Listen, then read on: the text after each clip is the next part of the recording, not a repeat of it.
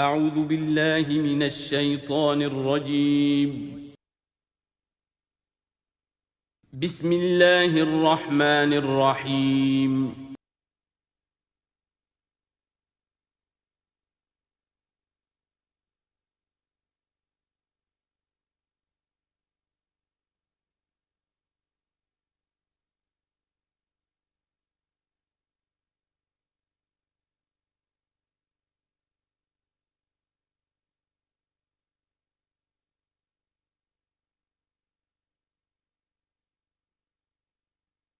الحمدللہ وکفی والصلاة والسلام علی عبادہ الذین اصطفیٰ خصوصاً علی افضلہم وخاتم النبیین محمد الامین وعلی آلہ وصحبہ اجمعین اما بعد فقد قال اللہ تبارک وتعالی کما ورد فی سورة الاحزاب اعوذ باللہ من الشیطان الرجیم بسم اللہ الرحمن الرحیم یا ایہا الذین آمنوا اذکروا نعمت اللہ علیکم اذ جاءتکم جنود فارسلنا علیہم ریحا وجنودا لم تروها وکان اللہ بما تعملون بصیرا صدق اللہ العظیم رب اشرح لی صدری ویسر لی امری واحلل عقدۃ من لسانی یفقہوا قولی اللہم ربنا الہمنا رشدنا واعذنا من شرور انفسنا اللہم ارنا الحق حقا وارزقنا اتباعہ وارنا الباطل باطلا وارزقنا اجتنابہ اللہم وفقنا لما تحب وترضى اللہم ربنا آنس وحشتنا فی قبورنا وارحمنا بالقرآن العظیم اللہم اجعلہ لنا اماما ونورا وہدا ورحمہ اللہم ذکرنا منہ ما نسینا وعلمنا منہ ما جہلنا وارزقنا تلاوتہ آناء اللیل واطراف النہار واجعلہ لنا حجتا یا رب العالمین آمین۔ سورہ احزاب کے پہلے رکوع کا ہم ترجمہ کر چکے ہیں اور میں بتا چکا ہوں آپ کو کہ اس کا جو مضامین کا سلسلہ ہے وہ اب چوتھے رکوع کے ساتھ جڑے گا۔ درمیان میں جو دو رکوع آئے ہیں دوسرا اور تیسرا، یہ دونوں غزوہ احزاب کے ضمن میں ہیں۔ غزوہ احزاب کا بھی جو کچھ مختصر سا تاریخی پس منظر اور اس کے حالات میں آپ کو بتا چکا ہوں کہ اللہ تعالیٰ نے ایسی سچویشن پیدا فرما دی کہ جس میں مسلمانوں کے لیے شدید ترین اور سخت ترین امتحان ہو گیا۔ جو میرا اپنا اندازہ ہے واللہ عالم، ذاتی اعتبار سے جس قدر شدید معاملہ حضور کے ساتھ ہوا ہے طائف میں، ذاتی اعتبار سے ظاہر بات ہے کہ وہاں شخصاً آپ پر ہوئی زیادتی جو ہوئی ہے، اور ایک بہت بڑا امتحان اجتماعی سطح پر مسلمانوں کے لیے اسی شدت کا امتحان اور اسی درجے کی آزمائش جو ہے وہ غزوہ احزاب کے موقع پر آئی ہے۔ 12,000 کا لشکر آ کر مدینے کو گھیر کر پڑ گیا ہے، اور یہ کہ مدینے میں نہ صرف یہ کہ کل نفری 3,000 کی ہے جس میں منافقین بھی ہیں، پھر یہ کہ ان کی پشت پر وہ ایک قبیلہ جو ہے یہود کا بنو قریظہ، ابھی تک اس نے بدعہدی نہیں کی تھی لیکن اب پورا اندیشہ تھا کہ بدعہدی کرے گا، اور وہ چنانچہ اسی محاصرے کے دوران میں اس نے بدعہدی کی بھی، اور ان کی سلسلہ جنبانی ہو بھی گئی تھی باہر سے آنے والے جو حملہ آور تھے ان کے ساتھ۔ بہرحال اس صورتحال میں جبکہ رسد کی بہت کمی تھی، شدید قحط کی کیفیت تھی، شدید سردی کا موسم ہے، سردی میں ویسے بھی انسان کو غذا کی زیادہ ضرورت ہوتی ہے، اس حال میں پھر خندق کھودنی پڑی مسلمانوں کو۔ تو یوں سمجھیے کہ جو شدید ترین امتحان ہو سکتا تھا وہ اللہ نے لے لیا، جس کا نتیجہ کیا نکلا؟ جو منافق اپنے دلوں میں نفاق کو چھپائے ہوئے تھے وہ نفاق ظاہر ہو گیا، ان کی زبانوں پر آ گیا، اور یہی اصل میں آزمائش کا اصل مقصود ہے، لیمیز الخبیث من الطیب، کہ اللہ تعالیٰ خبیث کو اور طیب کو علیحدہ علیحدہ کر دے، ممیز کر دے۔ جیسا کہ سورہ عنکبوت کے ہم نے پہلے رکوع میں 2 مرتبہ وَلَيَعْلَمَنَّ اللَّهُ الَّذِينَ صَدَقُوا وَلَيَعْلَمَنَّ الْكَاذِبِينَ وَلَيَعْلَمَنَّ الَّذِينَ آمَنُوا وَلَيَعْلَمَنَّ الْمُنَافِقِينَ، اللہ تعالیٰ واضح کر دے گا، کھول کر رکھ دے گا کہ کون ہے سچے اور کون ہے جھوٹے، یعنی کون ہے حقیقتاً مومن اور کون ہے منافق۔ تو اس کا یہ فنومینن ہے، یہ گویا کہ جیسے کہ اس وقت سن 5 نبوی میں شدید ترین حالات ہو گئے تھے غلاموں کے لیے، نوجوانوں کے لیے۔ ظاہر بات ہے کہ حضور پر تو اس طرح کی دست درازی نہیں کر سکتے تھے مکے کے لوگ، لیکن غلام تھے یا نوجوان تھے، ان کے اوپر جو ہے جس شدید قسم کی آزمائش آ گئی تھی، اسی طرح کی گویا کہ آزمائش سن 5 نبوی میں یہ غزوہ احزاب کی شکل میں مدنی دور میں آ گئی ہے۔ یہ 5 ہجری ہے، وہ 5 نبوی ہے۔ یا ایھا الذین آمنوا اذکروا نعمت اللہ علیکم، اہل ایمان یاد کرو اللہ کے اس انعام کو جو تم پر ہوا۔ اذ جاءتکم جنود، جب تمہارے پاس تم پر حملہ آور ہوئے بہت سے لشکر، بنو غطفان آئے، بنو فزارہ آئے مشرق کی طرف سے، اور جنوب اور مغرب کی طرف سے جو ہے چلے آ رہے ہیں قریش، اور ان کو جو ہے پوری سپورٹ حاصل ہے شمال سے یہود کی، ان میں وہ کہ بنو نذیر بھی ہیں کہ جو مدینہ ہی سے نکالے گئے تھے، اور اس کے علاوہ یہ کہ خیبر کے یہودی بھی ہیں۔ فارسلنا علیہم ریحًا، تو جب وہ لشکر آ گئے تم پر حملہ آور ہوئے تو ہم نے ان پر ایک آندھی بھیج دی، ایک تیز جھکڑ بھیج دیا۔ وجنودا لم تروہا، وہ آندھی تو تم نے بھی دیکھی کہ آندھی آئی ہے، لیکن یہ کہ اور لشکر بھی ہم نے اتارے تھے جو تم نے نہیں دیکھے، یعنی فرشتے۔ وکان اللہ بما تعملون بصیرا، اور جو کچھ تم کر رہے تھے اللہ اسے دیکھ رہا تھا۔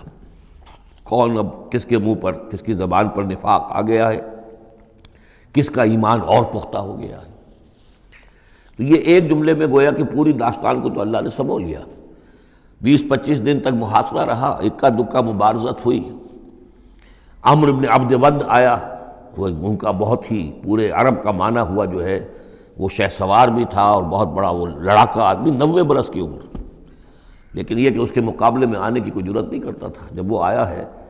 اور اس نے اپنے گھوڑے کو وہ ایڑ لگائی ہے کہ چھلانگ مار کر پوری جو تھی وہ خندق اس کو پار کر کے آ گیا، اور اکیلا ادھر آ کے کھڑا ہو گیا کہ آؤ کوئی ہے تمہارا مقابلہ وہ جو مجھ سے کر سکے۔ بہرحال سب لوگ ششدر حیران کہ اب اس کے مقابلے میں کون جائے۔ بالآخر حضرت علی نکلے رضی اللہ تعالیٰ عنہ، تو حضرت علی نے اس سے کہا، بلکہ اس نے کہا میرے مقابلے میں جو کوئی بھی آتا ہے، میری عادت ہے یہ کہ میں اسے پہلے 3 مواقع دیتا ہوں کہ وہ کوئی درخواست مجھ سے کرے جو منظور کر لوں۔ حضرت علی نے کہا میری پہلی درخواست یہ ہے کہ تم ایمان لے آؤ۔ انہوں نے کہا نہیں یہ نہیں ہو سکتا۔ اچھا دوسری درخواست میری یہ ہے کہ تم جنگ سے واپس چلے جاؤ۔ انہوں نے کہا یہ بھی نہیں ہو سکتا۔ تیسری بولو۔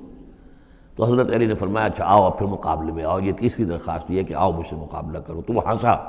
قہقہ لگایا کہ میرا اندازہ نہیں تھا کہ پورے عرب میں کوئی شخص مجھے یہ بھی کہہ سکتا ہے کہ مجھ سے آؤ مقابلہ کرو۔ بہرحال حضرت علی نے اسے واصل جہنم کیا رضی اللہ تعالی عنہ وارضاہ۔ تو اس قسم کی اکی دکی مبارزتیں ہوئیں، کوئی باقاعدہ جس کو کہتے ہیں کوئی مٹ بھیڑ لشکروں کی وہ نہیں ہو سکی، لیکن یہ کہ 25 دن کا محاصرہ طول کھینچ گیا تھا۔ ادھر وہ حضرت نعیم ابن مسعود اشجعی نے جو بھی کچھ سلسلہ جنبانی کیا، کوئی سری جھوٹ تو نہیں بولا، لیکن یہ کہ ایک توریے کے انداز میں ایسی شکل پیدا کر دی کہ جس سے بنی قریظہ کے اور ان کے درمیان بھی کم سے کم بد اعتمادی ضرور پیدا ہو گئی فوری طور پر۔ پھر وہ آندھی آئی شدید، اور اللہ نے جو فرشتے بھیجے انہوں نے کیا کیا یہ ہمیں نہیں معلوم، کیا شکل اختیار کی، کہ بہرحال وہ سب کے سب اپنے پڑاؤ اٹھا کر اور چلے گئے۔ لیکن جو اس دوران صورت رہی ہے اس کا نقشہ کھینچا جا رہا ہے۔ اس جاؤکم من فوقکم ومن اسفل منکم، جب کہ وہ آئے لشکر تمہارے اوپر سے بھی تمہارے نیچے سے بھی۔ یہ جو جغرافیائی جو سلسلہ ہے عرب کا، میں نے کئی دفعہ آپ کو بتایا ہے کہ شمالاً جنوباً یہ جو حجاز کا پہاڑی سلسلہ چلتا ہے شمالاً جنوباً، اسی میں مکہ ہے، طائف ہے، مدینہ ہے، اسی کے آخر میں اوپر جا کر تبوک ہے۔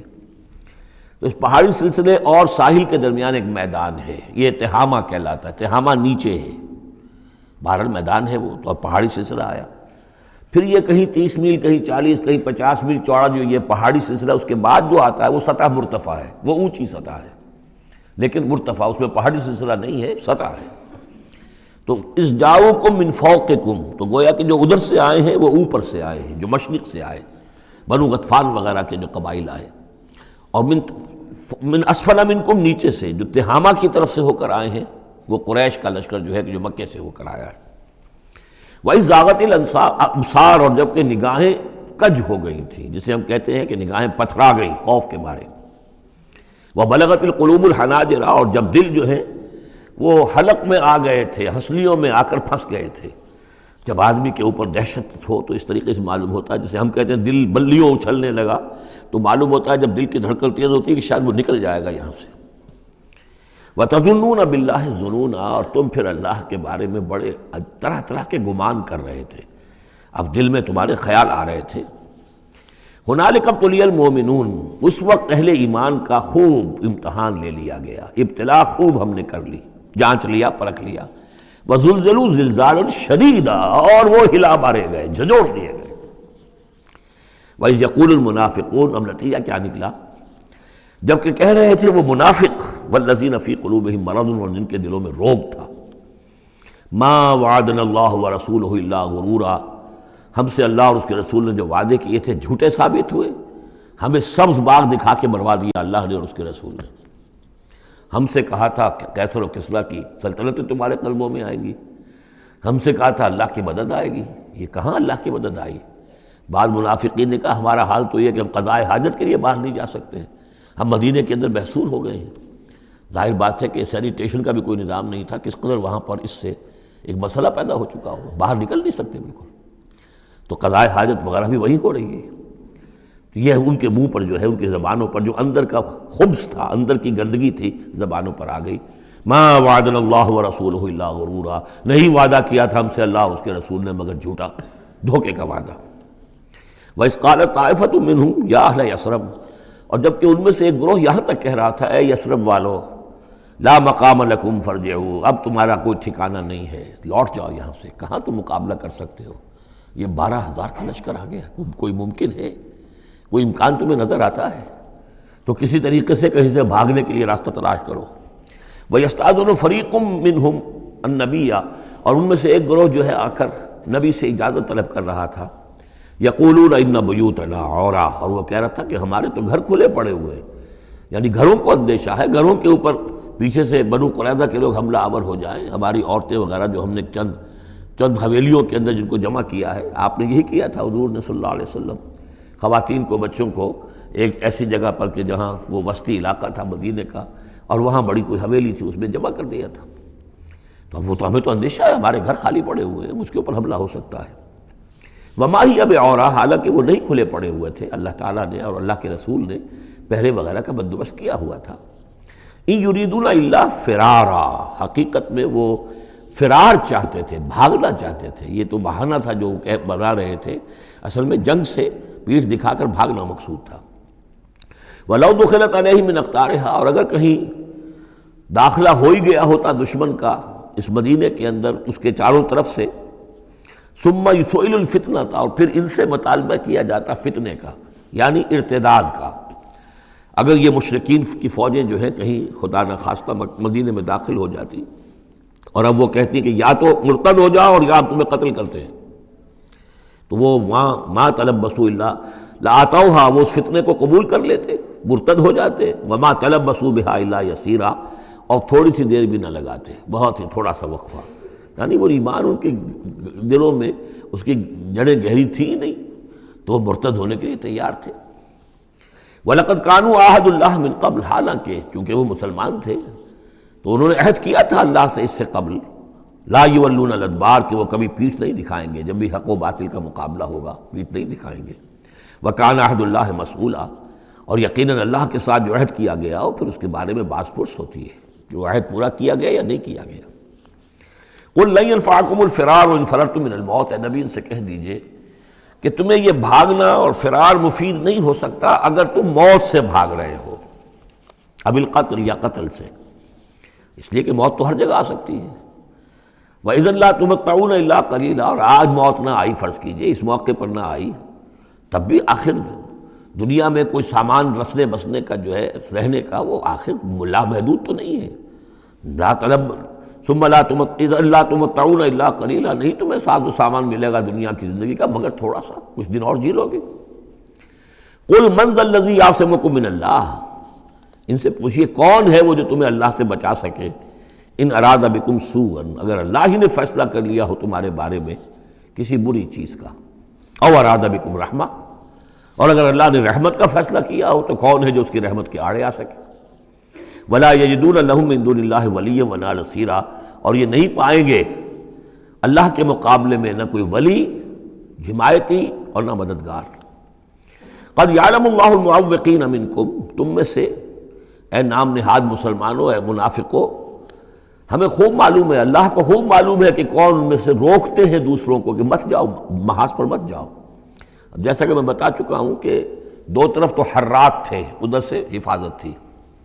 پیچھے بنو قریظہ تھے، چونکہ وہ معاہد تھے، ان سے معاہدہ تو موجود تھا، لہذا اس اعتبار سے بظاہر وہ بھی محفوظ تھا، ادھر سے حملہ نہیں ہو سکتا تھا، اگرچہ اندیشہ ہر وقت تھا کہ کبھی وہ بھی دغا دیں تو پھر یہ ہے کہ چکی کے دو پارٹوں کے درمیان مسلمان آ جائیں گے۔ لیکن جو سامنے کا علاقہ تھا وہاں وہ خندق جو ہے کھود دی گئی، اور خندق سے ادھر جو ہے وہ مسلمان مورچہ لگا کے بیٹھے ہوئے، تو اب اس جو بھی وہ محاذ بنتا تھا اس پر کوئی نہیں جاتا تھا، روکتے تھے ادھر مت جاؤ، کہاں جا رہے ہو؟ قد یعلم اللہ المعوقین منکم، تم میں سے جو لوگ روکتے ہیں دوسروں کو، والقائلین لاخوانہم ہلم الینا، اور جو کہتے ہیں اپنے بھائیوں سے آؤ ہماری طرف آؤ، گھروں میں گھس جاؤ، چھپ جاؤ، تمہارا جو ہے کہیں نام و نشان نہ رہے، کہاں جا رہے ہو موت کے منہ میں۔ ولا یاتون الباس الا قلیلا، اور وہ نہیں آتے، حاضر نہیں ہوتے جنگ میں، یعنی میدان جنگ میں جہاں پر کہ فوجوں کا پڑاؤ ہے، آمنے سامنے کا معاملہ، مگر کبھی کسی وقت۔ شاذ اشیحۃ علیکم، اے مسلمانوں یہ تمہارے حق میں بہت بخیل ہے، کوئی خیر نہیں چاہتے تمہارے لیے، یہ خیر خواہ نہیں ہے، تمہارے بدخواہ ہے۔ فَإِذَا جَاءَ الْخَوْفُ رَأَيْتَهُمْ، اور جب خوف اگر چلا جائے، یہ لشکر چلے جائیں، یہ خوف کی کیفیت ختم ہو جائے، رَأَيْتَهُمْ يَنظُرُونَ، اذا جاء الخوف، جب خوف آتا ہے، خوف کی کیفیت پیدا ہو جاتی ہے، خوفناک صورتحال، رَأَيْتَهُمْ يَنظُرُونَ إِلَيْكَ، تو اے نبی آپ ان کو دیکھتے ہیں کہ آپ کی طرف ایسے دیکھ رہے ہوتے ہیں، تدور اعینہم کالذی یغشی علیہ من الموت، کہ ان کی آنکھیں ایسی پھرتی ہیں جیسے کہ اس شخص کی آنکھ پھرا کرتی ہے کہ جس پر موت کی غشی طاری ہو رہی ہو، کیونکہ اب مرحلہ آ گیا خطرے کا، پھر جنگ ہے، پھر جانا پڑے گا، پھر وہی ساری صورتحال، سارے اندیشے، سارے خطرات، تو گویا کہ ان کو موت کی غشی اور نزع کی کیفیت کی میں جو ہوتی ہے، آنکھیں جس طرح کے پتھرا جاتی ہیں یا پھرتی ہیں، اس طریقے سے تدور اعینہم کالذی یغشی علیہ من الموت۔ فاذا ذهب الخوف، اور جب خوف چلا جائے، ختم ہو جائے، یعنی وہ صورتحال جیسے کہ بعد میں ہو گئی کہ چلے گئے لشکر، جب چلے گئے تو اب ان کا طریقہ کار کیا ہے؟ وَإِذَا ذَهَبَ الْخَوْفُ صَلَقُوكُمْ بِأَلْسِنَةٍ حِدَادٍ، اب وہ تم پر پل پڑتے ہیں اپنی لوہے کی زبانوں کے ساتھ، یعنی زبانیں قینچیوں کی طرح چلنی شروع ہو جاتی ہیں، مسلمانوں پر تنقید بھی ہے، اپنے ایمان کا اظہار بھی ہے، چرب زبانی بھی ہے، تو حداد لوہے کی جیسے ان کی زبانیں لوہے کی ہوں، تو ہمارے محاورے میں قینچی کی طرح زبان کا چلنا۔ سلق جو ہے عربی محاورے میں، عربی لغت میں آتا ہے بسطن بقہر اما بالید او باللسان، کسی کے پر حملہ آور ہونا یا ہاتھ سے یا زبان سے، تو سلقوکم بألسنۃ حداد اشیحۃ علی الخیر، اور پھر جو بھی کوئی مال غنیمت ہوگا اس کے اوپر یہ ایسے ہوں گے، جھکے پڑیں گے کہ مال سارا ہمیں ہی مل جائے۔ اولئک لم یؤمنوا، یہ وہ لوگ ہیں کہ جو حقیقتاً ایمان نہیں لائے۔ فاحبط اللہ اعمالہم، تو اے نبی انہوں نے اس کیفیت میں جو بھی کوئی نیکیاں کی ہیں، بظاہر نیکیاں، آپ کے امامت میں نمازیں بھی تو پڑھی ہیں نا انہوں نے، آخر مدینہ منورہ میں وہ نمازیں پڑھتے تھے منافق، کس کی امامت میں؟ محمد رسول اللہ کی امامت میں، کس مسجد میں؟ مسجد نبوی میں، لیکن ان کے سارے اعمال حبط ہو گئے۔ فاحبط اللہ اعمالہم، اللہ نے ان کے تمام اعمال اکارت کر دیے۔ وَكَانَ ذَلِكَ عَلَى اللَّهِ يَسِيرًا، اور یہ چیز اللہ پر بہت آسان ہے۔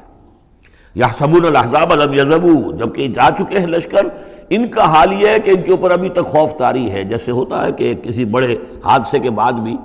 بہت دیر تک اعصاب کے اوپر جو ہے وہ ایک طرح کی کپ کپی طاری رہتی ہے، انسان کے سنسناہٹ سی رہتی ہے، اتنا بڑا حادثہ ہوا ہے۔ يَحْسَبُونَ الْأَحْزَابَ لَمْ يَذْهَبُوا، یہ سمجھتے ہیں کہ وہ گئے نہیں ہیں، کہیں ادھر چھپ گئے ہوں، کہیں پھر دوبارہ آ رہے ہوں، کہیں حملہ دوبارہ تو نہیں کر رہے ہیں، یہ کوئی ان کی ٹیکٹیکل موو تو نہیں تھی کہ ذرا پیچھے ہٹ کے پھر حملہ آور کریں۔ يَحْسَبُونَ الْأَحْزَابَ لَمْ يَذْهَبُوا، یہ سمجھتے ہیں کہ وہ لشکر گئے نہیں ہیں۔ وَإِن يَأْتِ الْأَحْزَابُ، اور اگر کہیں دوبارہ وہ لشکر جو ہیں، وہ فوجیں جو ہیں دوبارہ کہیں حملہ آور ہو جائیں، يَوَدُّوا لَوْ أَنَّهُمْ بَادُونَ فِي الْأَعْرَابِ، تو ان کی بڑی خواہش ہوگی کاش کہ ہم مدینے کو چھوڑ کر کہیں ریگستانوں میں چلے گئے ہوتے، اور کہیں نخلستانوں میں جا کر عراب کی حیثیت کے ساتھ ہم ان کے ساتھ چلے گئے ہوتے، بادیہ نشینوں کے پاس۔ یسألونک عن انبائکم، اور وہاں سے اے مسلمانوں تمہاری خبریں معلوم کرتے رہتے، اب کیا ہوا، اونٹ کس کروٹ بیٹھا۔ وَلَوْ كَانُوا فِيكُمْ مَا قَاتَلُوا إِلَّا قَلِيلًا، اور اگر یہ تمہارے درمیان موجود بھی رہیں تو قتال میں تو حصہ نہیں وہ لیتے مگر شاس دکھانے کے لیے، خانہ پوری جسے ہم کہتے ہیں۔ اب ایک کردار تو یہ ہے جو سامنے آ گیا، دوسرا کردار کیا ہے؟ لَقَدْ كَانَ لَكُمْ فِي رَسُولِ اللَّهِ أُسْوَةٌ حَسَنَةٌ۔ دوسرے کردار کا جو دوسری تصویر ہے، اس کا جو خورشید ہے، سورج ہے، وہ محمد الرسول اللہ کا کردار ہے۔ فرمایا اے مسلمانوں، تمہارے لیے اللہ کے رسول میں ایک اسوہ ہے، نمونہ ہے، بہترین نمونہ۔ اب یہ بات نوٹ کرنے کی ہے کہ یہ آیت ہمارے ہاں سیرت کی تقاریر ہوں، کوئی میلاد کی محفلیں ہوں،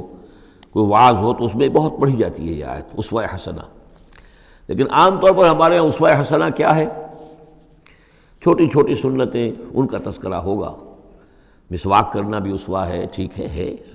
اسی طریقے سے اور سنتیں ہیں۔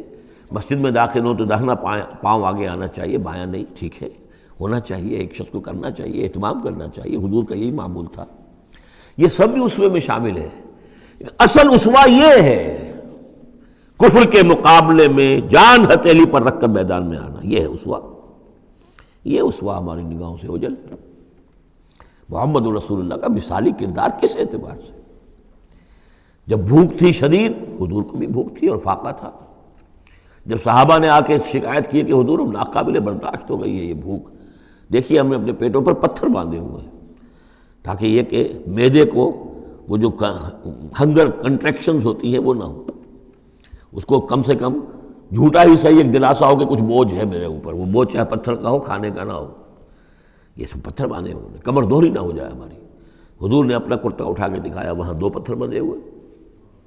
اور اسی حال میں جب صحابہ کدالیں چلا رہے ہیں اور کھود رہے ہیں تو حضور جو ہے اپنے کندھے پر بڑے بڑے پتھر اٹھا کر لے جا کر اور باہر پھینک رہے ہیں۔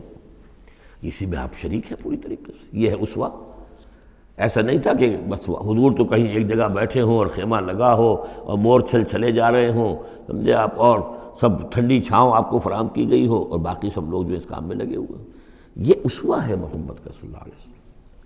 لقد کان لکم فی رسول اللہ اسوۃ حسنہ، اسی کو میں کہا کرتا ہوں جدید اصطلاح میں، ایک ہے میکرو اکنامکس اور ایک ہے مائکرو اکنامکس۔ تو مائکرو سنت کو تو لوگ جانتے ہیں، یہ سنت ہے، یہ سنت ہے، اس میں سے بعض کے بارے میں بڑے جھگڑے بھی ہیں، رفع یدین سنت ہے یا نہیں ہے، لیکن میں اس مسئلے پر نہیں جا رہا ہوں۔ لیکن میکرو سنت جو ہے، سب سے بڑی سنت جو ہے، وہ تو یہ ہے کہ وحی کے آغاز کے بعد سے لے کر 40 برس کی عمر کے بعد سے لے کر حضور نے ایک لحظہ، ایک منٹ معاش کی جد و جہد میں صرف نہیں کیا۔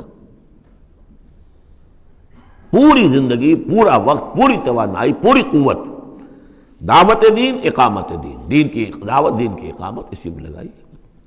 کوئی جائیداد نہیں بنائی، کوئی کاروبار، حالانکہ اس سے پہلے آپ بہت کامیاب تاجر تھے، کاروبار کرتے تھے، لیکن جب یہ فرض منصبی آ گیا، یا ایھا المدثر قم فانذر وربک فکبر، اب یہی کام ہے، تو کچھ تو اس کی بھی پیروی کرنے کی کوشش کی جائے، اس درجے میں نہ صحیح، وہ عکس تو ہو۔ میکرو سنت جو ہے کسی درجے میں تو اپنی زندگی کے اندر اس کا عکس پیدا کیا جائے۔ ہاں اس کے ساتھ پھر چھوٹی چھوٹی سنتیں بھی ہو جاؤں تو کیا کہنے ہیں، پھر نور علی نور ہے، لیکن یہ اس میکرو سنت کا تو ہے ہی نہیں۔ اپنے تو ساری توانائی، ساری طاقت، سارا وقت دنیا بنانے میں۔ تو لقد کان لکم فی رسول اللہ اسوۃ حسنۃ لمن کان یرجو اللہ والیوم الآخر، بڑی اہم آیت ہے یہ۔ اسوہ تو حضور کا اپنی جگہ پر مکمل ہے، کامل ہے، لیکن یہ کس کے لیے اسوہ ہے؟ جو یہ 2 شرطیں پوری کرے، 3 شرطیں، جو اللہ سے ملاقات کا امیدوار ہے، اللہ سے محبت کرتا ہے اور یوم آخر پر یقین رکھتا ہے، اور ذکر اللہ کثیرا، اور ذکر کرتا ہے اللہ کا کثرت کے ساتھ۔ یہ بالکل وہی بات ہے کہ قرآن مجید تو ہدایت ہے پوری نوع انسانی کے لیے، ھدی للناس، لیکن قرآن سے استفادے کی شرط ہے تقویٰ، ھدی للمتقین۔ تو جو ربط و تعلق ہے ان 2 آیتوں میں، وہی سمجھیے کہ اپنی جگہ پر حضور کی زندگی ایک اسوہ کاملہ ہے، مکمل، لیکن اس سے استفادے کی شرائط ہے، لمن کان یرجو اللہ والیوم الآخر وذکر اللہ کثیرا۔ اب یہ اہل ایمان، حضور کے بعد اہل ایمان کا تذکرہ ہو رہا ہے، محمد الرسول اللہ والذین معہ، اب معہ جو تھے اہل ایمان، ولما رأى المؤمنون الاحزاب، اور جب اہل ایمان نے دیکھا ان لشکروں کو، قالوا ھذا ما وعدنا اللہ ورسولہ وصدق اللہ ورسولہ، انہوں نے کہا یہی تو ہے جس کا اللہ نے وعدہ کیا تھا ہم سے اور اس کے رسول نے وعدہ کیا تھا۔ اب دیکھیے ایک ہی سچویشن ہے، اس کا ریئیکشن کس قدر ایک دوسرے سے مختلف ہے۔ معلوم ہے یہ مسئلہ ہے انسان کا اندرونی، یضل بہ کثیرا ویہدی بہ کثیرا، تو جیسے قرآن کے بارے میں آیا اسی طریقے سے اس سچویشن سے بھی انہوں نے کیا کہا، ہم نے تو سنا ہوا ہے، پہلے ہی اللہ نے کہہ دیا تھا وَلَنَبْلُوَنَّكُمْ بِشَيْءٍ مِّنَ الْخَوْفِ وَالْجُوعِ وَنَقْصٍ مِّنَ الْأَمْوَالِ وَالْأَنفُسِ وَالثَّمَرَاتِ، یہ قرآن مجید میں سورہ بقرہ میں آیت نہیں آ چکی تھی؟ لَتُبْلَوُنَّ فِي أَمْوَالِكُمْ فِي أَنفُسِكُمْ وَأَمْوَالِكُمْ، یہ کیا سورہ آل عمران میں آیت نہیں آ چکی تھی؟ یہ تو چیزیں وہی تو ہیں جس کا کہ ہم سے وعدہ کیا تھا۔ وَلَمَّا رَأَى الْمُؤْمِنُونَ الْأَحْزَابَ، جب دیکھا اہل ایمان نے ان احزاب کو، قَالُوا هَذَا مَا وَعَدَنَا اللَّهُ وَرَسُولُهُ وَصَدَقَ اللَّهُ وَرَسُولُهُ، اور بالکل صحیح کہا تھا اللہ نے بھی اور بالکل صحیح فرمایا تھا اس کے رسول نے بھی، وَمَا زَادَهُمْ إِلَّا إِيمَانًا وَتَسْلِيمًا، اور نہیں ہوا ان میں کسی شے کا اضافہ مگر ایمان اور تسلیم، ایمان کے ساتھ تسلیم، سر تسلیم خم، سر تسلیم خم ہے جو مزاج یار میں آئے، جو اللہ کی طرف سے فیصلہ ہے، جیسا کہ ہم پڑھ چکے ہیں سورہ توبہ میں، اگرچہ سورہ توبہ تو بہت بعد میں نازل ہوگی، ابھی 4 سال بعد میں اس سورہ مبارکہ کے وہ زمانہ نزول کے اعتبار سے، لیکن ہم تو پڑھ چکے ہیں ہر طرف موسم بنا اللہ احد الحسنیین، ہمارے لیے تم کیا اندازہ کس چیز کا انتظار کر سکتے ہو سوائے 2 نہایت اعلیٰ ترین صورتوں کے، ہم سب کے سب شہید ہو جائیں تب بھی ہماری کامیابی ہے، اور ہم کامیاب ہو کر آ جائیں تو تب تو تم بھی مانو گے کامیابی ہے، اس لیے ہمیں تو کوئی اندیشہ ہی نہیں۔ تو اس میں تسلیم ان کے اندر، اور ہم بھی تسلیم کی خو ڈالیں گے، بے نیازی تیری عادت ہی صحیح۔ من المؤمنین رجال صدقوا ما عاہدوا اللہ علیہ، ان اہل ایمان میں وہ جمع مرد لوگ ہیں رضی اللہ تعالی عنہم وارضاہم اجمعین، صدقوا ما عاہدوا اللہ علیہ، جنہوں نے سچا کر دکھایا وہ عہد جو انہوں نے اللہ سے کیا تھا۔ انہوں نے کہا تھا وہ اپنی جان اور مال حاضر ہے، ہم جنت کے عوض یہ سب کچھ دینے کو تیار ہیں، انہوں نے وہ عہد پورا کر دیا۔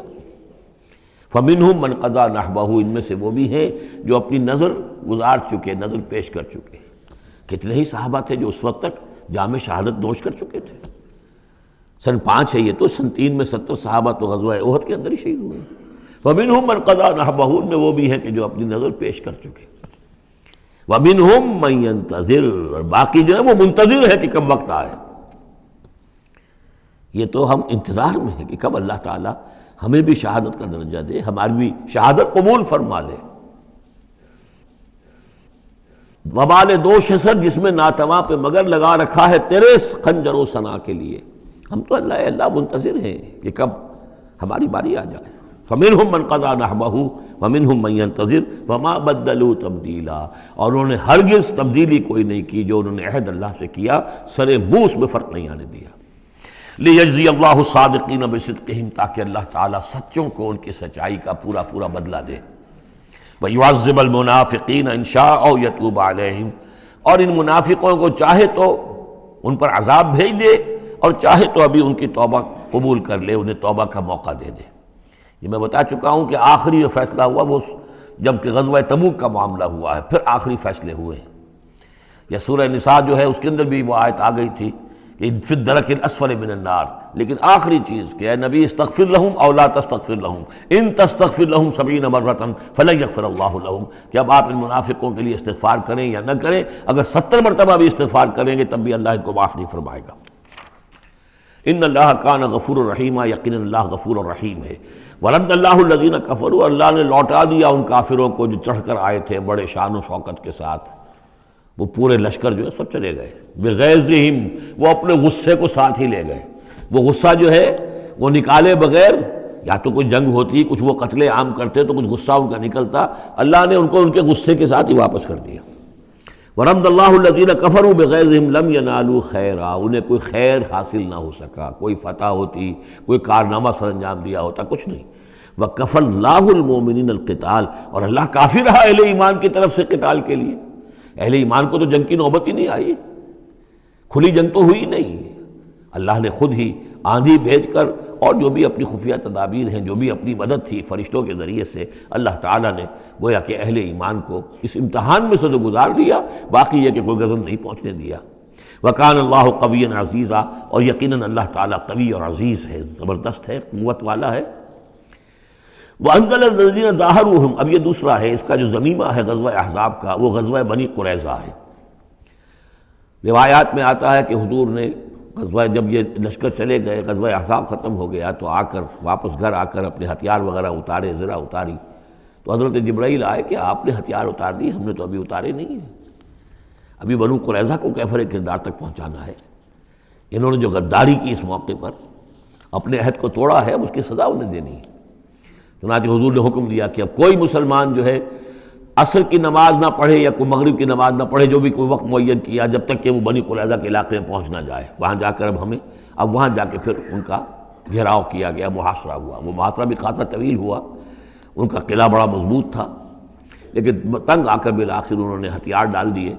اور یہ کہا کہ سعد بن معاذ جو رئیس اوس تھے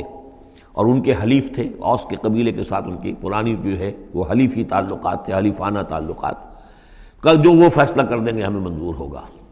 تو حضرت سعد بن معاذ رضی اللہ تعالیٰ عنہ، جو تورات میں فیصلہ لکھا ہوا ہے بد عہدی کا، کہ قوم اگر تمہارے ساتھ بد عہدی کرے اور اس کے بعد اللہ تمہیں اس پر فتح دے دے تو کیا کرو، اس کے مطابق فیصلہ سنایا کہ ان کے جتنے جوان ہیں اس قبیلے کے جو جنگ کرنے کے قابل ہیں ان کو قتل کر دیا جائے، اور باقی جو ان کے بوڑھے ہوں یا اور ہوں، مرد ہوں، بچے ہوں، عورتیں ہوں، ان کو جو ہے غلام بنا لیا جائے، ان کا سارا مال ضبط ہو جائے گا۔ تو بدترین سزا جو ہے ان تین قبیلوں میں سے، جن میں سے ایک قبیلہ تھا بنی قینقاع کا، ایک تھا بنو نذیر، یہ دونوں تو صرف جلا وطن ہوئے، لیکن بدترین سزا پھر ان کو دی گئی ہے۔ وَأَنزَلَ الَّذِينَ ظَاهَرُوهُم مِّنْ أَهْلِ الْكِتَابِ، اور اللہ نے اتار لیا ان کو کہ جنہوں نے گٹھ جوڑ کیا تھا ان کے ساتھ، کافروں کے ساتھ، مشرکین کے ساتھ، اہل کتاب میں سے، من صیاصیہم، ان کے قلعوں سے، قلعوں میں تو تھے، گڑھیاں تھیں ان کی، لیکن اس سے پھر اتر آئے، ہتھیار ڈال دیے۔ وَقَذَفَ فِي قُلُوبِهِمُ الرُّعْبَ، اور اللہ نے ان کے دلوں میں رعب ڈال دیا۔ فَرِيقًا تَقْتُلُونَ، تو اب تم ایک ان میں سے کچھ کو تم قتل کر رہے ہو، وَتَأْسِرُونَ فَرِيقًا، اور کچھ کو تم نے اسیر بنا لیا ہے اور قیدی بنا لیا ہے، حضرت سعد بن معاذ کے فیصلے کے مطابق۔ وَأَوْرَثَكُمْ أَرْضَهُمْ وَدِيَارَهُمْ، اللہ نے تمہیں وارث بنا دیا ان کی زمینوں کا بھی اور ان کے مکانوں کا، گھروں کا، ان کے قلعوں کا، وَأَمْوَالَهُمْ، اور ان کے اموال کا، وَأَرْضًا لَّن تَطَئُوهَا، اور ابھی بہت سی زمینیں ہیں جن پہ ابھی تمہارے قدم نہیں گئے، اللہ تعالیٰ تمہیں وہ دے گا۔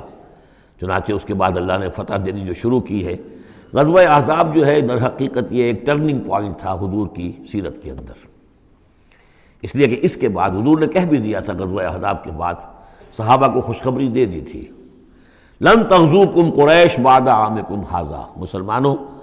اس سال کے بعد اب قریش تم پر دوبارہ حملہ آور نہیں ہوں گے۔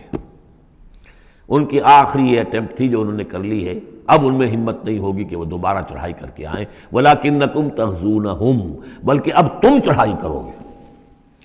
وہ چڑھائی اگلے ہی سال سن 6 میں حضور نے کی، لیکن حضور نے کس طرح کی چڑھائی کی کہ عمرے کے لیے جا رہے ہیں ہم، تو ہتھیار نہیں ہے، ہتھیار بند ہے، احرام باندھا ہوا ہے۔ اب ایک ایسی سچویشن پیدا ہوئی مکے والوں کے لیے، نہ وہ نگلا جائے نہ اگلا جائے، کہ ان کی پرانی روایات ہے یہ کہ کسی کو بھی عمرے کے لیے، حج کے لیے کوئی آئے اسے نہیں روک سکتے، لیکن مسلمانوں کو کیسے آنے دیں، اور روکیں تو کیسے روکیں؟ بالآخر انہوں نے فیصلہ کیا ہم کسی ضرورت نہیں آنے دیں گے۔ ادھر حضور نے پھر جو ہے بیعت لے لی کہ اب یہاں سے ہم کوئی بھی زندہ نہیں جائے گا، سب جانے یہیں دے دیں گے۔ بیعت علی الموت، بیعت رضوان جو ہوئی اس موقع پر، وہ بیعت علی الموت تھی، یہیں پر جانے دے دیں گے۔ اس کی خبریں وہاں پہنچی تو ان کے چھکے چھوٹ گئے۔ بہرحال پھر صلح ہوئی،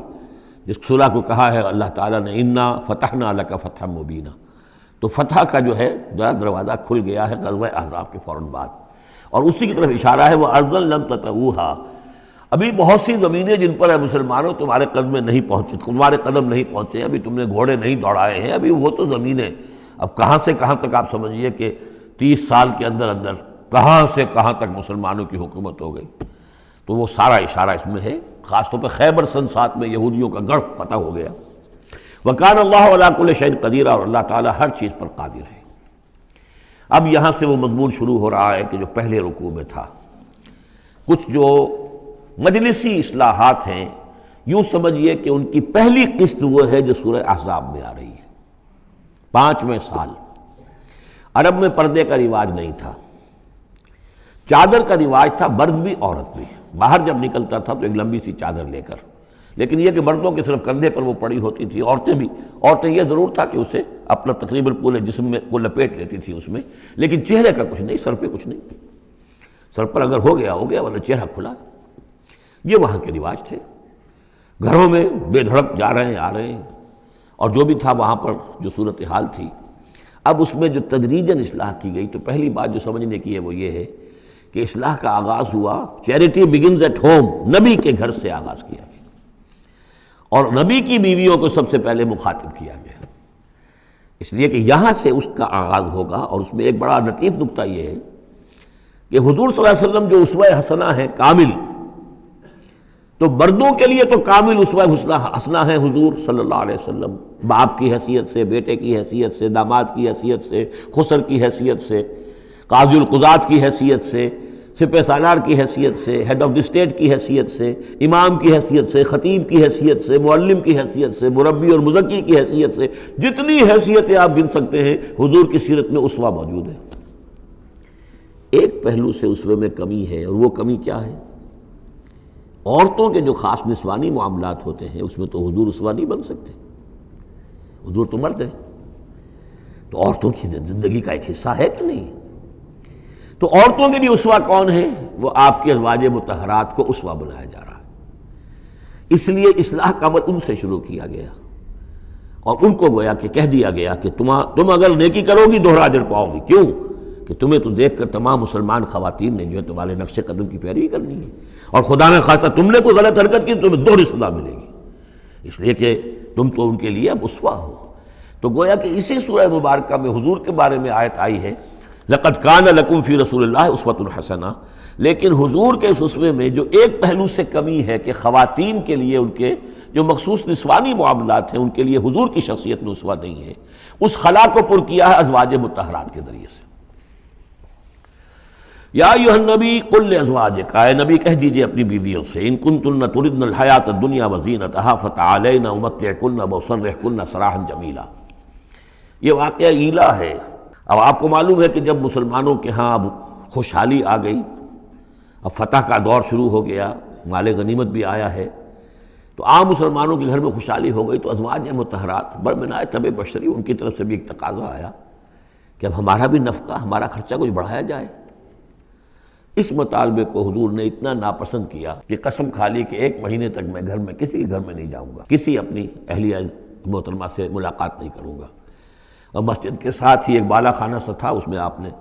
اپنا جو ہے وہ قیام کر لیا، تو ایک طوفان مچ گیا مدینے میں۔ اب حضرت ابوبکر کی بیٹی حضرت عائشہ حضور کے گھر میں ہے، حضرت عمر کی بیٹی حضرت حفصہ حضور کے گھر میں ہے، کہ اب یہ کیا ہو رہا ہے، کیا ان کو طلاق ہو جائے گی، کیا ہوگا، حضور نے کیا فیصلہ کر لیا ہے؟ اس کو ایلا کہتے ہیں، کچھ عرصے کے لیے بیویوں سے قطع تعلق کر لینا، اور یہ سورہ الذین یولون من نسائہم، اس کا حکم جو ہے وہ آ چکا ہے، 4 مہینے سے زیادہ کی اجازت نہیں ہے، لیکن یہ کہ بہرحال یہ جب حضور نے کیا تو اس کے بعد پھر یہ آیات نازل ہوئیں کہ اے نبی اب آپ صاف 2 آپشنز رکھ دیجئے اپنی ازواج کے سامنے، اگر تو انہیں دنیا چاہیے تو وہ خود آیات ہی میں دیکھ لیجئے، ان کنتن تردن الحیات الدنیا، کہ اگر تو تم چاہتی ہو دنیا کی زندگی، اس کی زیبائش اور آرائش، وزینتہا فتعالین، آؤ امتعکن، میں تمہیں مال و متاع دے دوں گا، واسرحکن سراحا جمیلا، پھر میں اپنے گھر سے تمہیں رخصت کر دوں گا خوبصورتی کے ساتھ، لیکن یہ کہ پھر تم میرے گھر میں نہیں رہ سکتی، پھر میں اپنے ہاتھ سے تمہیں رخصت کر دوں گا۔ وَإِن كُنتُنَّ تُرِدْنَ اللَّهَ وَرَسُولَهُ، اور اگر تم طالب ہو اللہ کی اور رسول کی، ان کی رضا چاہتی ہو، وَالدَّارَ الْآخِرَةَ، اور بجائے اس دنیا کے تم آخرت کا گھر جو ہے اس کی طالب بن جاؤ، فَإِنَّ اللَّهَ أَعَدَّ لِلْمُحْسِنَاتِ مِنْكُمْ أَجْرًا عَظِيمًا، تو اللہ تعالیٰ نے تم جیسی نیک بیویوں کے لیے اللہ تعالیٰ نے بہت بڑا اجر جو ہے وہ فراہم کیا ہے، تیار کیا ہے۔ یعنی وہ آپشن تمہارا ہے، اگر دنیا کی آسائش چاہیے تو آؤ، فیصلہ کر لو، چوز کر لو، چوائس از یورس، میں تمہیں مال و متاع دے کر اپنے گھر سے رخصت کر دوں گا خوبصورتی کے ساتھ، اور اگر میرے ہاں رہنا ہے تو پھر تو یہی ہے، فقر ہے، فاقہ ہے، جو اختیاری فقر تھا آپ کا۔ اور اس میں ظاہر بات واقعہ یہی ہے کہ جب یہ بات رکھی گئی سب سے پہلے حضرت عائشہ نے کہا میں تو اللہ اور اس کے رسول کو منتخب کرتی ہوں، اور ایک ایک کر کے تمام ازواج نے یہ کہا، اپنے تمام مطالبات سے وہ دستبردار ہو گئی، اور پوری زندگی اس طرح گزری ہے کہ کبھی 2 وقت جو ہے چولہا گرم نہیں ہوا ہے محمد کے گھر میں صلی اللہ علیہ، کسی بھی گھر میں، کسی بھی زوجہ محترمہ کے گھر میں۔ یا نساء النبی من یات منکن بفاحشۃ مبینۃ، اے نبی کی بیویوں، اگر خدا نہ خواستہ بالفرض تم میں سے کسی کی طرف سے کسی کھلی بے حیائی کا ارتکاب ہوا، یضاف لها العذاب ضعفین، اسے عذاب دیا جائے گا دگنا،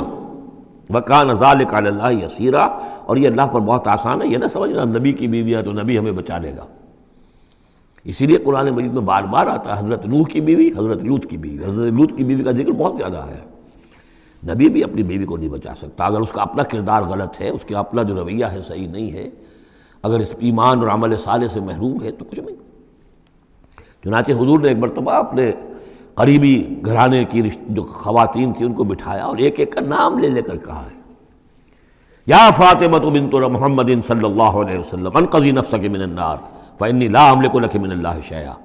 اے فاطمہ محمد کی بیٹی، خود اپنے آپ کو آگ سے بچاؤ، نکالو اپنے آپ کو آگ سے اپنے عمل سے، اس لیے کہ مجھے اللہ کے ہاں کوئی اختیار تمہارے بارے میں حاصل نہیں ہوگا۔ اگر فاطمہ کے بارے میں نہیں تو پھر کس کے بارے میں؟ یا صفیہ امت رسول اللہ، اے صفیہ اللہ کے رسول کی پھوپھی،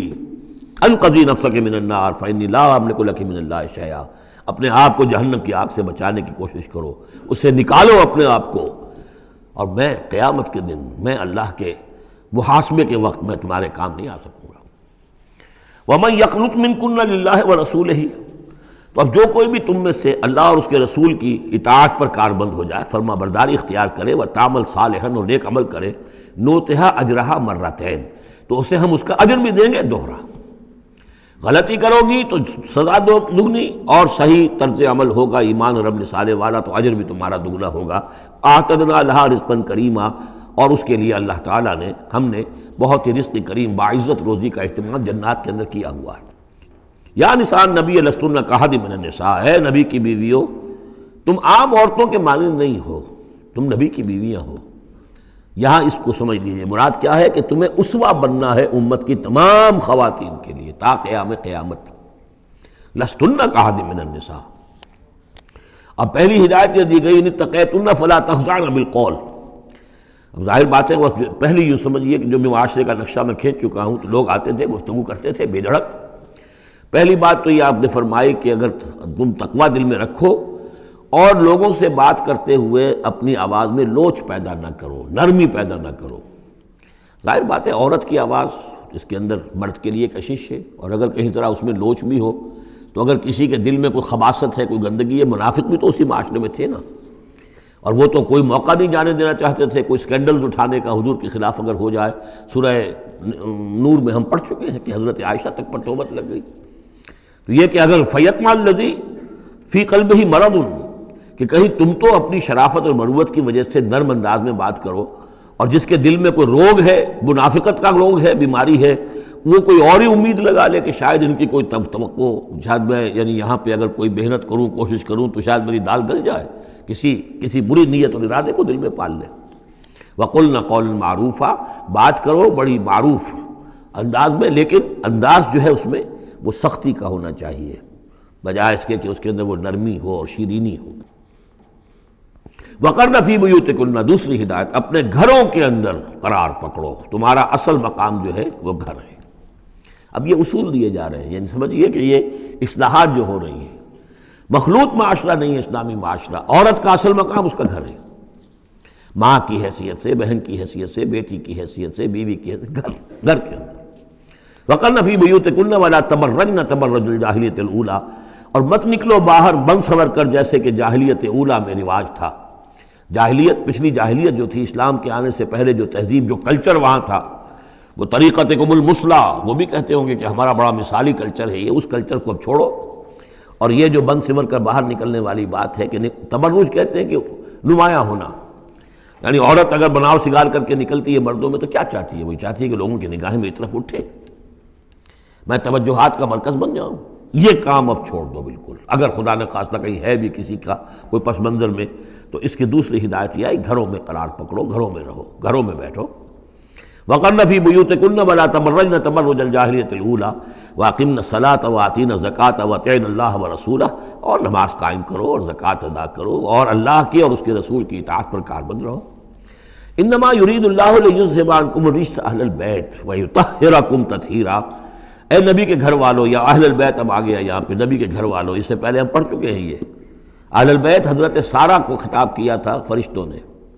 کہ سلام ہو آپ کو اے نبی کے گھر والو اہل البیت، اور یہاں ساری گفتگو جو ہو رہی ہے وہ حضور کی ازواج سے ہو رہی ہے۔ تو اہل بیت اصلاً ہیں حضور کی ازواج مطہرات۔ البتہ یہ ہم مانتے ہیں کہ حدیث ہے، حضور نے یہ چاہا ہے، جو آپ کو محبت تھی حضرت فاطمہ سے، حضرت علی سے اور حضرات حسنین سے رضی اللہ تعالیٰ عنہم، آپ نے فرمایا اللہم ہؤلاء اہل بیتی، اے اللہ یہ بھی میرے اہل بیت ہیں۔ بس یہاں پر بھی کا اضافہ کر لیجئے، کوئی حرج نہیں۔ اصل اہل بیت ازواج مطہرات ہیں، لیکن اے اللہ یہ بھی میرے اہل بیت ہیں۔ تو فرمایا اے نبی کے گھر والوں، یعنی اے نبی کی بیویوں، اللہ تعالیٰ یہ چاہتا ہے کہ تم سے ہر نوع کی برائی کو، گندگی کو بالکل دور کر کے تمہیں پاک اور صاف کر دے، یطہرکم تطہیرا، پوری طرح پاک اور صاف کر دے۔ کیوں؟ تمہیں اسوہ بننا ہے، تمہیں نمونہ بننا ہے۔ نمونہ تو بے داغ ہونا چاہیے، جیسے محمد رسول اللہ صلی اللہ علیہ وسلم کی شخصیت ہے، آئیڈیل پرسنالٹی، آئیڈیل، تو آئیڈیل تو بے داغ ہونا چاہیے۔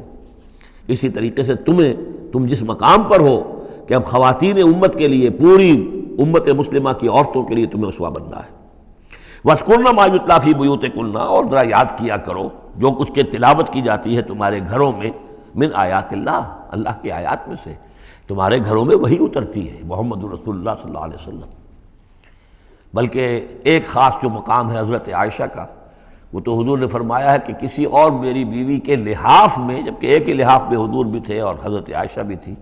تو مجھ پر وہی نازل نہیں ہوئی سوائے عائشہ کے لحاف کے۔ لحاف کے اندر بھی وہی نازل ہو رہی ہے، وہ تو دل پہ نازل ہوتی تھی، اس کے اندر تو کوئی دروازے نہیں کھولنے پڑتے تھے کہ حضرت جبریل آئے دروازہ کھولو پھر وہی لے کر آئے ہیں۔ وہ تو یہ کہ فرشتہ ہے اور دل پر نازل کر رہا ہے۔ تو فرمایا کہ تمہارے گھروں میں اللہ کی آیات کی تلاوت کی جا رہی ہے، والحکمہ، اور نبی کی زبان مبارک سے جو احادیث ہے جو آپ بیان کر رہے ہیں، سب سے بڑھ کر تو تمہارے سامنے آ رہی ہے حکمت نبوی، یعنی وہ جو وحی خفی ہے اس کا بھی سب سے بڑھ کر تمہارے سامنے جو ہے چرچا ہو رہا ہے۔ ان اللہ کان لطیفا خبیرا، یقین اللہ تعالیٰ بہت باریک بین ہے اور باخبر ہے۔ اب وہ آیت آ گئی ہے، آیت نمبر 35، جس کا میں نے تذکرہ کیا تھا، سورہ نور کی آیت نمبر 35، وہ ہے حقیقت ایمان پر۔ اللہ نور السماوات والارض مثل نورہ کمشکاۃ فیہا مصباح، المصباح فی زجاجہ، الزجاجۃ کأنہا کوکب دری یوقد من شجرۃ مبارکۃ زیتونۃ لا شرقیۃ ولا غربیہ یکاد زیتھا یضیء ولو لم تمسسہ نار نور علی نور یہدی اللہ لنورہ من یشاء ویضرب اللہ الامثال للناس واللہ بکل شیء علیم۔ یہ ایک آیت ہے، بڑی آیت ہے، ایمان کی ماہیت، ایمان کی حقیقت، ایمان کے اجزاء ترکیبی۔ اب اس ایمان کا ظہور جو انسانی شخصیت میں ہوتا ہے، اور اس کو اب یہاں پہ 10 صفات جو ہے گنوائی گئی ہیں، لیکن چونکہ یہاں پہ اس سورہ مبارکہ کا بھی اور سورہ نور کا بھی، جیسا کہ ان دونوں کا مضمون یہ ہے کہ وہ جو معاشرتی اصلاح اور ان میں خواتین جو ہیں ان کے مسائل کو خاص طور پہ لایا جا رہا ہے، تو عام طور پر تو قرآن میں یہ ہے کہ جو حکم بھی ہے وہ مذکر کے صیغے میں آ جاتا ہے، مردوں سے خطاب کر کے، لیکن عورتیں بھی اس کی مخاطب ہیں، جسے برسبیل تغلیب کہتے ہیں، قاعدہ ہے کہ بظاہر خطاب ہے اقیم الصلاۃ، مذکر کا صیغہ ہے، لیکن یہ خطاب جو ہے یہ عورتوں سے بھی ہے، الا یہ کہ ابھی ہم نے پڑھا اقمنا الصلاۃ، یہ یہاں مؤنث کے اس میں بھی آ گیا، لیکن عام طور پر قرآن میں جو آیا ہے وہ تو مذکر کا صیغہ ہے۔ لیکن یہاں آپ دیکھیں گے کہ ان کیفیات کو اور خصوصیات کو، جو ایمان کے ثمرات اور نتائج ہیں، ان کو دہرا کر مردوں اور عورتوں کے لیے علیحدہ علیحدہ بالکل پوری صراحت کے ساتھ، ان المسلمین والمسلمات، یقیناً مسلمان مرد اور مسلمان عورتیں، یعنی اطاعت کر لینے والی، سر تسلیم قلب کرنے والے مرد اور عورتیں، والمومنین والمومنات، اور مومن مرد اور مومن عورتیں، والقانتین والقانتات، اور فرما بردار مرد اور فرما بردار عورتیں، والصادقین والصادقات، اور راست باز مرد اور راست باز عورتیں، صدق قول بھی، صدق مقال اور صدق عمل، صدق کردار، والصابرین والصابرات، اور صبر کرنے والے مرد اور صبر کرنے والی عورتیں، والخاشعین والخاشعات، اور اللہ کے سامنے جھکے رہنے والے مرد اور جھکے رہنے والی عورتیں، والمتصدقین والمتصدقات، اور اللہ کے لیے صدقہ دینے والے مرد اور صدقہ دینے والی عورتیں، والصائمین والصائمات، اور روزہ رکھنے والے مرد اور روزہ رکھنے والی عورتیں، والحافظین فروجہم والحافظات، اور اپنے شرمگاہوں کی حفاظت کرنے والے مرد اور اپنی شرمگاہوں کی حفاظت کرنے والی عورتیں، والذاکرین اللہ کثیرا والذاکرات، اور کثرت کے ساتھ اللہ کا ذکر کرنے والے مرد اور ذکر کرنے والی عورتیں، اعد اللہ لہم مغفرۃ واجرا عظیما، اللہ تعالیٰ نے ان سب کے لیے مغفرت اور بہت بڑا اجر تیار کر رکھا ہے۔ اللہم ربنا اجعلنا منہم، اللہم ربنا اجعلنا منہم۔ اب وہ مسئلہ آ رہا ہے کہ جس کی تمہید ہوئی تھی پہلے رکوع میں، حضرت زینب رضی اللہ تعالیٰ عنہ سے حضور کی شادی کا معاملہ، اور اس سے پہلے حضور کے کہنے کی وجہ سے حضرت زینب کا نکاح جو حضرت زید ابن حارثہ سے ہوا، پھر زید ابن حارثہ رضی اللہ تعالیٰ عنہ نے جو ان کو طلاق دینی چاہی، پھر حضور کے دل میں جو یہ خیال ہوا کہ میں نے پہلے تو حکم دے کر نکاح پر مجبور کیا، اب اگر یہ داغ لگ جاتا ہے زینب کو تو گویا کہ پھر تو ایک ہی شکل رہ جائے گی اس کی دل جوئی کی، تلافی کی، کہ میں خود نکاح کروں۔ اب میں خود نکاح کروں گا تو چونکہ زید میرا منہ بولا بیٹا رہا ہے پہلے، ایک طوفان اٹھ کھڑا ہوگا، حالانکہ اس میں بات کوئی نہیں تھی، لیکن یہ کہ حضور نے اس کی وجہ سے یہ سمجھا کہ یہ مصلحت کے خلاف ہوگا، تو اسی گویا کہ آپ اسی شش و پنج میں تھے کہ یہ آیات نازل ہو گئیں۔ پہلی آیت میں تذکرہ ہے اس کا کہ جو حضور کے کہنے کی بنا پر حضرت زینب اور ان کے بھائی آمادہ ہوئے نکاح پر، ورنہ وہ آمادہ نہیں تھے زید بن حارثہ سے نکاح پر۔ وَمَا كَانَ لِمُؤْمِنٍ وَلَا مُؤْمِنَةٍ إِذَا قَضَى اللَّهُ وَرَسُولُهُ أَمْرًا أَن يَكُونَ لَهُمُ الْخِيَرَةُ مِنْ أَمْرِهِمْ، یہ کسی بھی مومن مرد اور کسی بھی مومن عورت کے لیے یہ روا نہیں ہے کہ جب اللہ اور اس کا رسول کسی شے کا فیصلہ کر دیں تو پھر بھی انہیں یہ خیال ہو کہ ہمارے پاس آپشن باقی ہے، ہمیں اختیار حاصل ہے۔ وَمَن يَعْصِ اللَّهَ وَرَسُولَهُ فَقَدْ ضَلَّ ضَلَالًا بَعِيدًا، جو اللہ اور اس کے رسول کی نافرمانی کریں گے انہوں نے تو گویا کہ بہت بڑی گمراہی جو ہے وہ حاصل کر لی۔ تو یہ گویا کہ ایک تو یہ کہ اس کو عام ہم لیں گے تو یہ ہر معاملے کے اوپر ہے کہ اللہ اور اس کے رسول کے فیصلے کے بعد پھر میں یہ سمجھوں کہ میرے پاس کوئی آپشن ہے، تو اس کا مطلب ہے کہ میں اللہ کا انکار کر رہا ہوں، رسول کا انکار کر رہا ہوں۔ پس منظر میں وہی ہے کہ حضور کی فرمائش جو تھی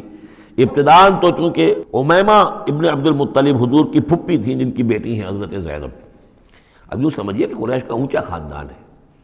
اور ادھر یہ ہے کہ حضرت زید ابن حارثہ غلام رہے ہیں، اگرچہ تھے شریف خاندانوں میں سے عرب کے، لیکن کبھی انہیں کہیں پکڑ کر کہیں کسی نے لا کر غلام بنا کر بیچ دیا تھا تو داغ تو لگ گیا غلامی کا، اور اس معاشرے میں وہ داغ پھر دھلتا نہیں تھا ایک دفعہ لگ جانے کے بعد۔ تو اس وجہ سے اب انہوں نے حضور کے لیے، حضور کے فرمانے کی وجہ سے نکاح کیا، اس کے بعد نہیں ان کی نبھی آپس میں، اور اس میں گمان غالب یہ ہے کہ حضرت زینب انہیں وہ نہیں دے سکیں احترام اور ادب اور ان کی مرضی پر چلنے کا معاملہ، جیسا کہ ایک عورت کو فصالحات و قانتات حافظات للغیب جو رویہ ہونا چاہیے، اب وہ اپنے جذبات اور احساسات کے اوپر اس درجے جو ہیں وہ کنٹرول نہ کر سکیں، لہذا ان کے مابین جو ہے وہ موافقت نہیں ہوئی۔ تو حضرت زید نے کئی دفعہ کہا کہ حضور میں پھر ان کو فارغ کر دینا چاہتا ہوں، طلاق دینا چاہتا ہوں۔ استقول للذی انعم اللہ علیہ وانعمت علیہ امسک علیک زوجک، اے نبی جب آپ کہتے تھے اب اس شخص سے کہ جس پر اللہ نے بھی انعام فرمایا اور آپ نے بھی انعام فرمایا، آپ نے اسے آزاد کر دیا، اپنا منہ بولا بیٹا بنایا تھا، یہ دوسری بات ہے کہ اللہ نے وہ بات ختم کر دی، یہ تو زید ابن محمد کہلاتا تھا، اب یہ زید ابن حارثہ رہ گیا دوبارہ۔ آپ اس سے کہتے رہے امسک علیک زوجک، نہیں اپنی بیوی کو روکے رکھو، گھر میں آباد رکھو، ذرا اور کوشش کرو، ذرا اور کہ مزاجوں کی موافقت ہو جائے۔ واتق اللہ، اللہ سے ڈرو، اللہ کا تقوی اختیار کرو۔ وتخفی فی نفسک ما اللہ مبدیہ،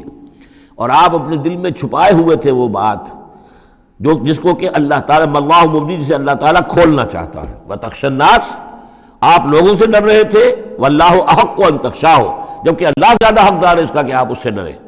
فلما قضى زید منها وطرا، تو جب زید نے اس سے آخری قطع تعلق کر لیا، یعنی زکوٰۃ بھی دے دی، وہ طلاق بھی دے دی اور پھر عدت بھی پوری ہو گئی، زوجناکہا،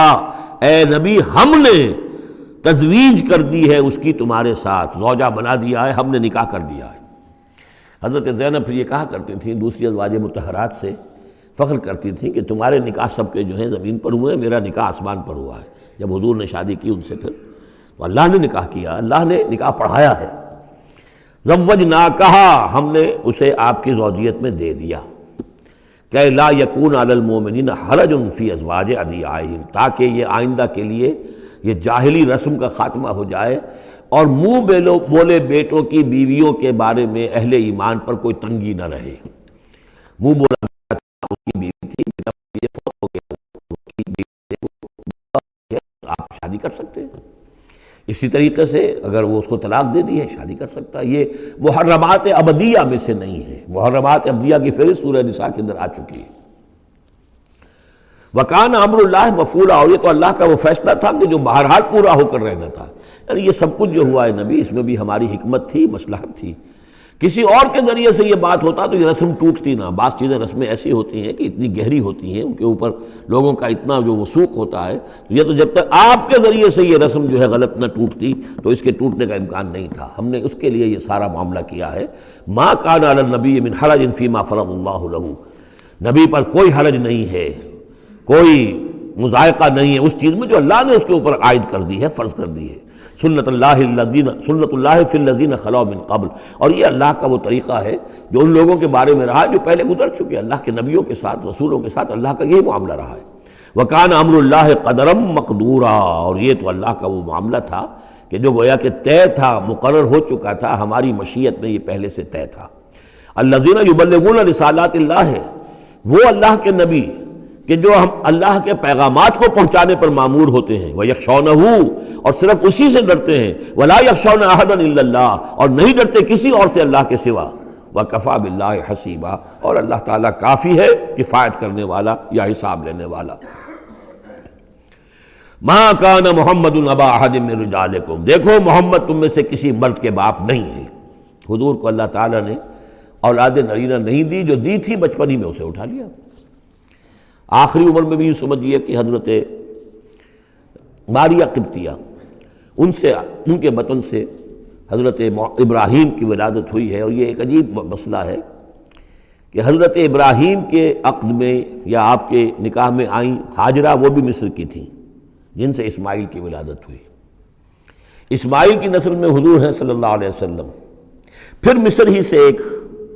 ماریہ قبطیہ آ رہی ہیں، اور ان کے بطن سے جو بیٹا ہوا اس کا نام حضور نے ابراہیم رکھا. اور حضور کو بہت محبوب بھی تھا، لیکن وہ بہت ہی چھوٹا ہستہ تھا، بچپن میں ہی فوت ہو گیا ہے، اور حضور کو اس کا افسوس بھی ہوا. یا ابراہیم و انا لفراقک محزونون، یا ابراہیم ہم تمہاری جدائی سے بڑے محزون ہیں، ہمیں رنج ہے. بہرحال ما کان محمد ابا احد من رجالکم، تمہارے مردوں میں سے کسی کے باپ نہیں ہے. یہ زید ابن حارثہ کے باپ نہیں ہے. زید ابن حارثہ منہ بولا بیٹا تھا. اب جب کہ ہم نے حکم نازل کر دیا ہے، اب وہ سارا سلسلہ منقطع ہو گیا. ولیکن رسول اللہ و خاتم النبیین، بلکہ یہ اللہ کے رسول ہیں اور نبیوں کی مہر ہیں. اب نبوت ختم ہو رہی ہے ان پر، اب کوئی نبی آنے والا نہیں. لہذا جتنی بھی رسومات جاہلیت کی تھیں، اگر ان کے ذریعے سے وہ ختم نہ ہو تو پھر کس کے ذریعے سے ختم ہوگی؟ یہ ہے اس میں جو دلیل مضمر ہے کہ یہ جو کڑوا گھونٹ ہے محمد صلی اللہ علیہ وسلم تو آپ کو کرنا ہی تھا. اس لیے کہ یہ جاہلانہ رسمیں جو ہیں، اگر آپ اس کے اندر یہ اقدام نہ کرتے اور آپ نے اپنے منہ بولے بیٹے کی بیوی سے اگر شادی نہ کی ہوتی تو یہ رسم ختم نہیں ہو سکتی تھی. اور یہی بات بتائی جا رہی ہے لوگوں کو، ما کان محمد ابا احد من رجالکم ولکن رسول اللہ و خاتم النبیین، وہ تو اللہ کے رسول ہیں اور خاتم النبیین. اب اس میں ایک بڑا باریک نقطہ ہے، وہ نوٹ کر لیجئے. رسالت حضور کی دائم و قائم ہے، چل رہی ہے ابھی تک. فرق صرف یہ ہے کہ اس وقت تک براہ راست آپ بنفس نفیس اپنی رسالت کے فرائض ادا کر رہے تھے، اب بائی پروکسی ہے، اب امت کے ذریعے سے ہے. جو بھی آپ کے امتی ہیں، جو بھی دین کے خادم ہیں، جو بھی قرآن کے پیغام کو پہنچا رہے ہیں، جہاں جہاں تک پہنچا رہے ہیں وہ رسالت محمدی کا پیغام پہنچ رہا ہے. رسالت محمد کی ہے صلی اللہ علیہ وسلم. جیسے کہ ہم نے سورہ انعام میں آیت پڑھی تھی، اوحی الی ھذا القرآن لانذرکم بہ ومن بلغ، اے نبی ان سے کہہ دیجئے یہ قرآن مجھ پر وحی کیا گیا ہے تاکہ اس کے ذریعے سے میں تمہیں بھی خبردار کر دوں اور جسے بھی یہ قرآن پہنچ جائے. اسی لیے امت کو آپ ہدایت دے کر گئے تھے، فَلْيُبَلِّغِ الشَّاهِدُ الْغَائِبَ، اب یہ تمہارا کام ہے اس قرآن کی تبلیغ کرو اور پہنچاؤ، جو بھی یہاں نہیں ہے ان تک پہنچاؤ. تو گویا کہ رسالت محمدی ختم نہیں ہوئی ہے، رسالت محمدی تو چل رہی ہے. لہذا ختم کا لفظ جو آیا ہے وہ رسالت کے ساتھ نہیں آیا، نبوت کے ساتھ آیا. نبوت ختم ہو گئی جب وحی کا دروازہ بند ہو گیا، نبوت ختم ہو گئی. نبوت محمدی آپ کی ذات کے ساتھ تھی. وہ جیسے ہی آپ کی ذات جو ہے وہ اس دنیا سے اس نے پردہ کیا، اس کے ساتھ ہی آپ کی وہ نبوت کا دروازہ بند ہو گیا. لیکن رسالت محمدی وہ تو دائم و قائم ہے۔ اسی لیے یہاں دیکھیے ولیکن رسول اللہ ہے وخاتم النبیین، آپ تو اللہ کے رسول ہیں اور دائم ہیں اور قائم ہیں، اور خاتم النبیین ہیں اور نبیوں کی مہر ہیں، وکان اللہ بکل شیء علیما، اور یقیناً اللہ تو ہر چیز کا علم رکھنے والا ہے۔ بارک اللہ لی ولکم فی القرآن العظیم ونفعنی وإیاکم بالآیات والذکر الحکیم۔